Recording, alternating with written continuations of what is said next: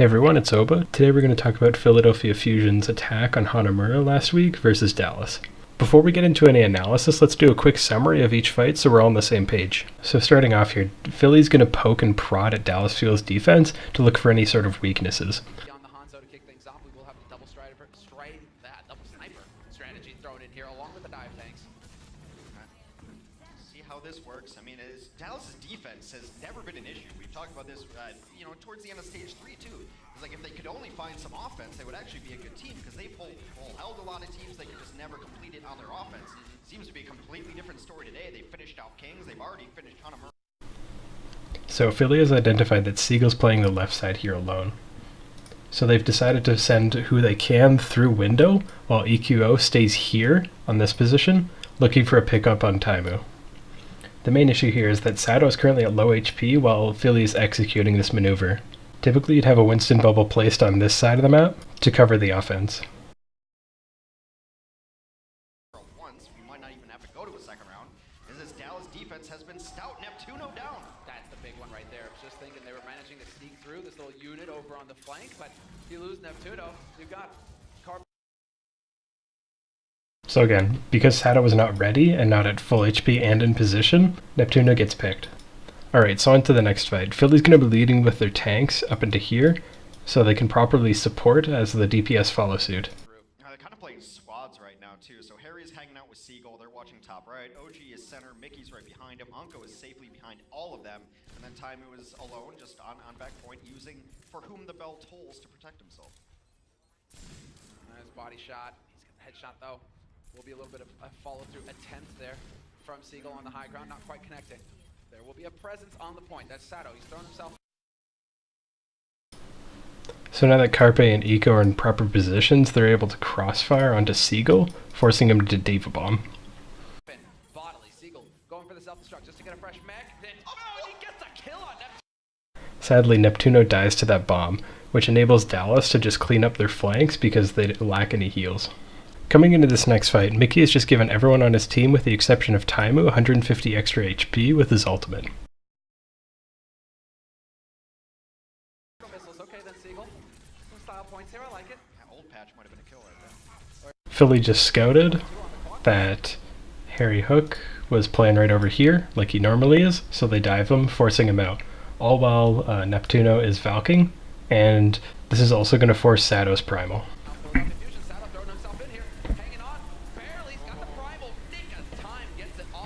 He was a dead man, but Seagull still has the self-destruct to get a fresh mech when he needs it. Get some good healing too. So Philly just forced out Unko's trans, meaning that they have their own trans as a huge advantage in this fight. It's going to come out. They finally forced at least some ultimates to be used. Mickey's going for these tanks, pushing them out in the back line. Now it's just EQO and Carpe in the back. They have dive set up. Finally a kill onto Taimu. It is resurrected, but at least it's something. Both of the flanking DPS are in the back, ready to pounce if anyone else can join them here. Yeah, T will finally fall. Taimu is just killing everything right now. And even Harry Hook, the battle mercy! Harry Hook and Taimu, he nearly picks up Boombox, but Taimu's gonna rob him. Okay then, now you go ahead, you go back and deal with the rest of the Philly Fusion who are still trying to have some kind of presence on the point. 30 seconds left, Sato not allowed to escape. And Taimu, he's not going to let you get out of here either, Hotbot. You're going to get D-Max and left. So by the end of that fight, Philly has just used 4 ultimates with 0 point gain. Philly was able to isolate OG and kill him out, while also killing Taimu. However, Harry Hook was able to res him. For this last fight, Philly has 2 ultimates available, the Blade and the Pulse, whereas Dallas only has 1. And we might see the Rally come into play as well. Have to come up huge for the Philadelphia Fusion, or they're going to get shut out on Hanamura. We've seen it in the past here from EQO, the hero Blade. EQO has his sights on Harry Hook here because it looks like he's isolated. However, Mickey heard the Blade call out, so he's going to be looking to assist. Yep, he spotted his target right onto Harry Hook immediately. Go! Immediately! Mickey the hero again! Turning up big here for Dallas. Philly Fusion, they've got no answers now. Because Sato was forced to touch point, he was sitting at extremely low HP for the entirety of the fight. On top of that, they had to fight the sustained game versus a 3 healing composition, which is just not going to work out well. They can't even get onto the point! They're done! 2-0 lead for Dallas. Unbelievable. Alright, so let's get into the analysis now. Philly opens up with a double sniper composition.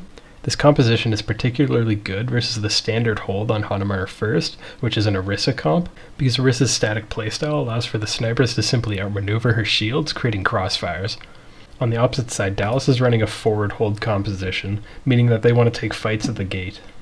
This is a hard matchup for Philly because Dallas is looking to deny any and all sightlines. Philly's win condition here is to pull Dallas's front line back to allow room for their snipers to get in.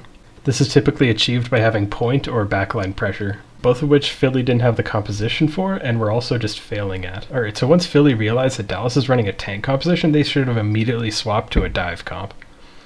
That can mean Tracer Widow or just hard dive with the Genji Tracer.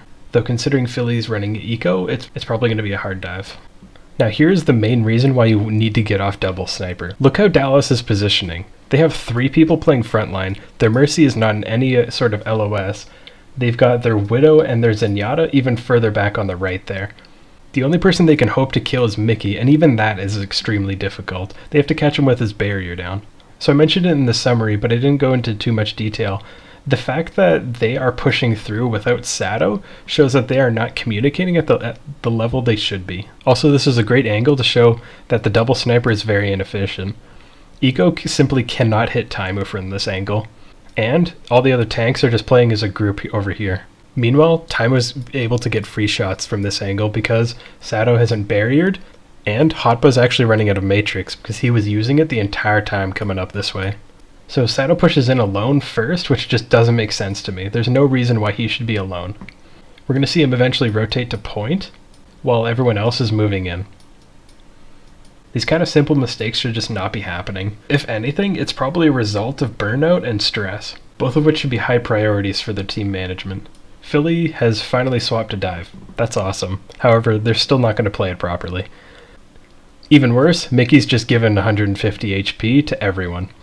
This is the exact reason why I was telling them to swap at the very beginning, because Brigitte armor completely neuters the kill potential of Philadelphia's composition now. We're about to see another reason as to why I keep talking about point presence, because if you're on point, that means Mickey isn't on the front line. That means Mickey is not pushing into your Zenyatta and threatening his life. Instead, Philadelphia is going to actually peel for him, instead of getting any sort of pressure onto point. It might be hard to tell, but this is actually the first time Taimu has been pressured.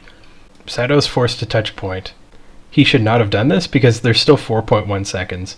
On the plus side, Philly finally has positioning advantage on Dallas. While that was happening, Eco's about to pull Blade. This is another one of those instances where I was talking about communication where it's not at the level it should be. There's no reason Eco should be blading a target so close to their front line, because Brigitte can easily shut that down, as we're about to see. Unless, of course, they've called that Mickey doesn't have his shield bash. And just like I said in the summary, they're able to just straight up out-sustain them, because they're facing 3 healers. In summary, there are 3 main reasons as to why Philly did not take the first point. They stayed on double sniper, they did eventually swap, however it was too late because Mickey had already built Rally, making their next fight extremely difficult. A serious lack of communication and coordination. There were a lot of dives and just general team movements that were uncoordinated and not in sync. And lastly, a lack of point pressure. Point pressure is extremely important because you're able to pull the enemy back to point, giving your support and DPS superior positioning.